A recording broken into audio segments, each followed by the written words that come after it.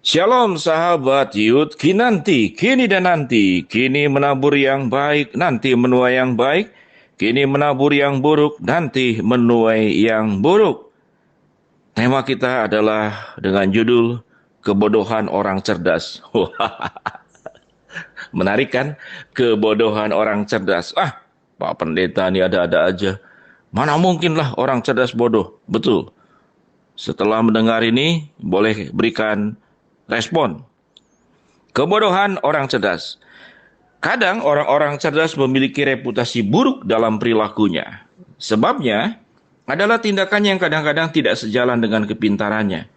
Seorang psikolog dari James Madison University melakukan tes logika terhadap ratusan orang yang membandingkan akurasi jawaban mereka dengan tingkat intelijensinya atau dengan tingkat kecerdasannya.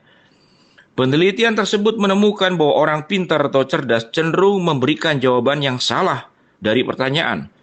Setelah diselidiki, bukan kecerdasan mereka yang kurang, namun ketidaksabaran mereka untuk menjawab pertanyaan. Saking percaya dirinya, mereka menjawab tanpa berpikir. HuffingtonPost.com merumuskan, setidaknya ada 8 perilaku bodoh orang cerdas. Yang pertama, orang cerdas yang terlalu percaya diri. Karena menerima banyak pujian dan prestasi, ia berbangga diri dan tinggi hati, akibatnya kurang mampu menyadari kelemahan dirinya sendiri. Yang kedua, orang cerdas menekan orang terlalu keras. Orang cerdas menekan orang terlalu keras. Karena ia mampu, ia merasa semua orang harus mengikuti standarnya, tanpa menyadari bahwa tidak semua orang bisa melakukan hal yang sama seperti dirinya. Akhirnya, ia menekan orang lain seolah orang lain tidak berjuang seperti dirinya. Yang ketiga, orang cerdas yang selalu merasa benar. Waduh. Orang cerdas yang selalu merasa benar. Apa itu orang cerdas yang selalu merasa benar? Orang normal biasanya sulit menerima fakta bahwa dirinya bersalah.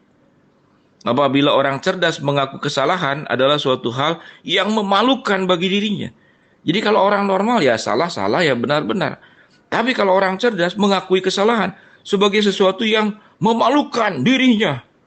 Yang keempat, otak boleh cerdas, tapi kecerdasan emosionalnya seringkali kurang. Ada orang cerdas yang kemampuan intelijensinya tinggi, namun tidak memiliki kecerdasan emosional. Akibatnya, ia melakukan hal-hal yang tidak selaras dengan kepintarannya. Yang kelima, orang cerdas itu gampang menyerah. Aneh juga ya. Orang cerdas gampang menyerah. Gimana ceritanya?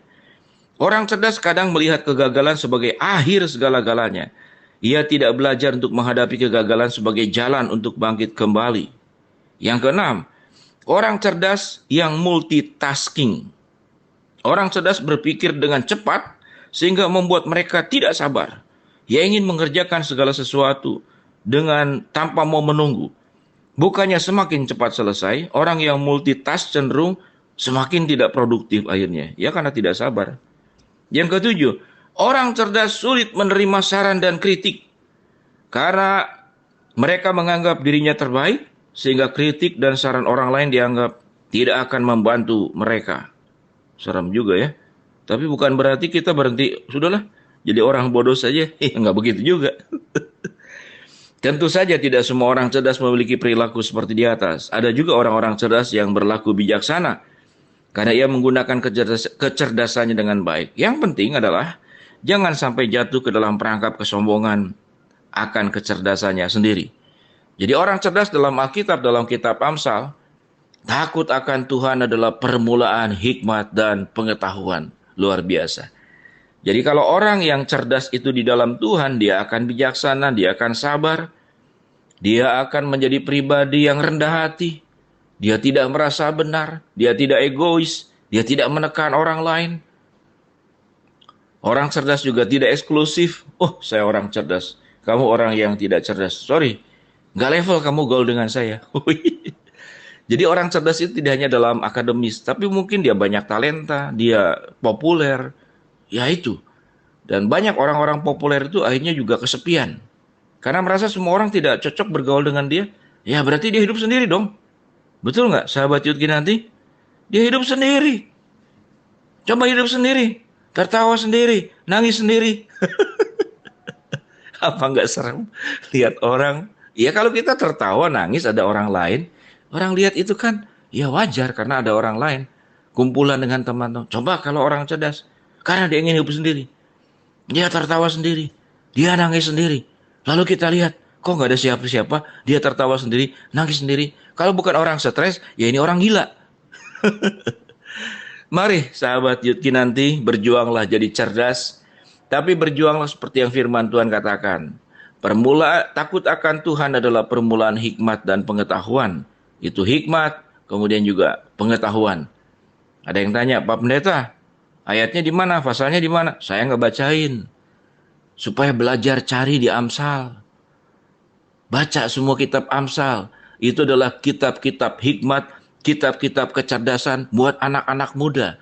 Kalau engkau ingin berpengetahuan, ingin berhikmat, baca kitab Amsal. Diulangi 3 kali. Baca kitab Amsal, baca kitab Amsal, baca kitab Amsal. Dimatiin audionya.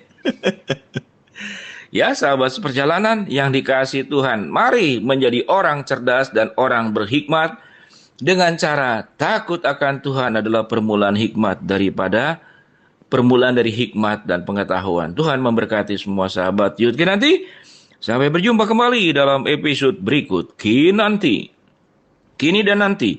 Kini menabur yang baik, nanti menuai yang baik. Kini menabur yang buruk, nanti menuai yang buruk. Shalom.